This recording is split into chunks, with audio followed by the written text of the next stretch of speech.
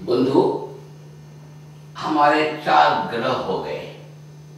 बताने का 4 ग्रहों के बारे में बताने का काम हो गया। ये रहा गुरु, शनि, सूर्य, बुध। इन ग्रहों के नाम लेते ही कारक तो युद्ध बहुत से हैं। यदि सुनते ही उसका नाम ये सुनाई पड़ते हैं, गुरु का नाम सुनाई पड़ते ही भक्ति, गौरव ये सुनाई पड़ना चाहिए, हमें दिखाई पड़ना चाहिए। शनि धन आयु, सूर्य कीर्ति प्रतिष्ठा नौकरी, बुध विज्ञान व्यापार वाणिज्य चमत्कार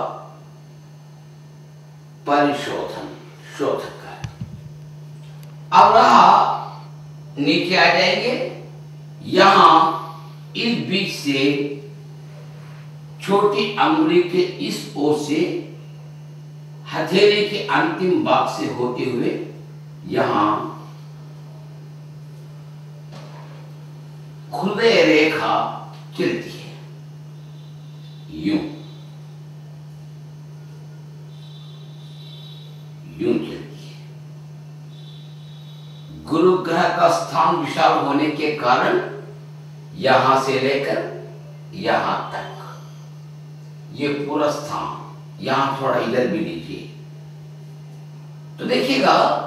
और इनके स्थान केवल हृदय रेखा तक ही, यानी हृदय रेखा इनकी सीमा की एक हद बन गई हृदय रेखा।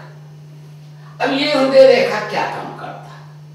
इनके कारक अनेक कारक बताए गए।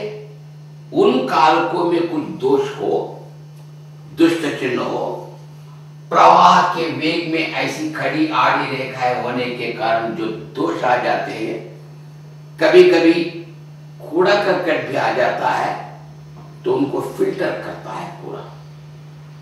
शुद्ध पानी जिस प्रकार रहता है, शुद्ध कारक, अच्छे कारक सौम्य भाव से लाकर इस पर्वत पर डाल देती है।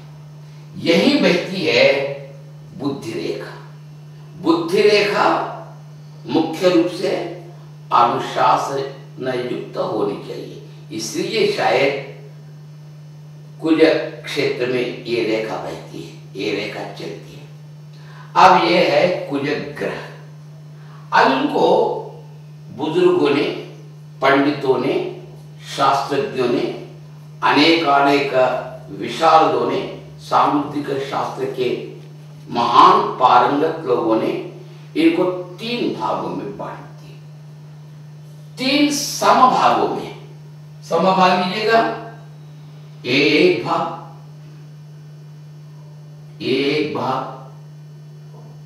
और एक भाग। यानी ये व्यावहारिक भौतिक कुछ, मानसिक कुछ,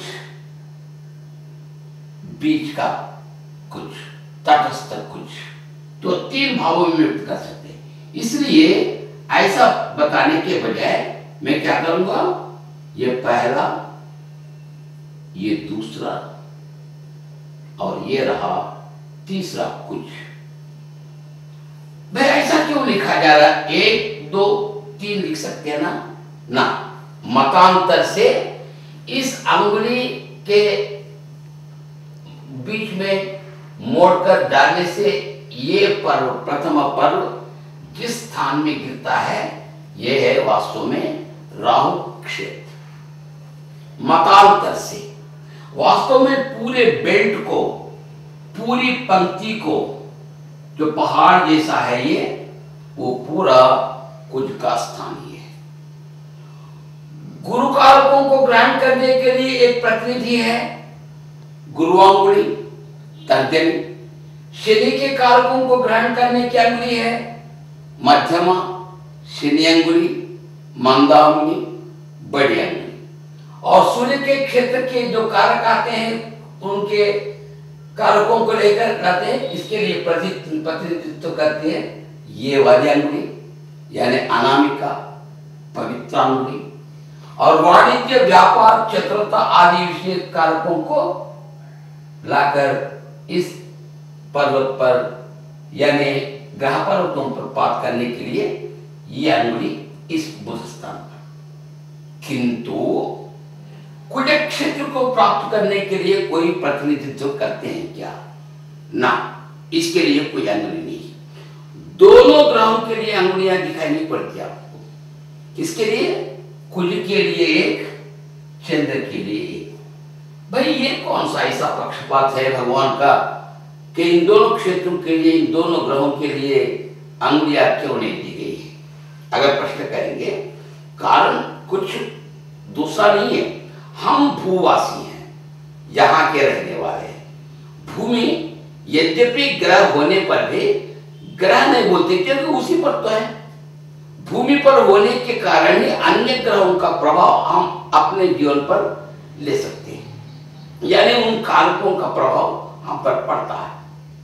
तो इस भूमंडल के लिए, भूगोल के लिए, भूग्रह के लिए अत्यंत निकट ग्रह हैं कुछ, और दूसरा उपग्रह हम ग्रह के रूप में मानते हैं सामुद्रिक शास्त्र लोग, ज्योतिष लोग। इसलिए चंद्र अत्यंत निकटस्थ ग्रह होने के कारण कारकों को सीधा ग्रहण करने के लिए अन्य ग्रह दूर होने के कारण अंगुलियां दी गई है। अत्यंत निकट ग्रह है ना, इनके कारकों को सीधा वायुमंडल से ग्रहण करने की शक्ति इन पर्वतों में है, यानी इन पर्वत स्थानों में, इन ग्रहों में है। इसलिए कुछ के लिए अंगुली नहीं दी गई है। तो कुछ वायुमंडल में, सर्वे सर्वत्र वायुमंडल में कारक इधर तिधर बिछे हुए हैं, तो उन कारकों को एक एक ग्रह अपने अपने ग्रहों के कारकों को ग्रहण करता है।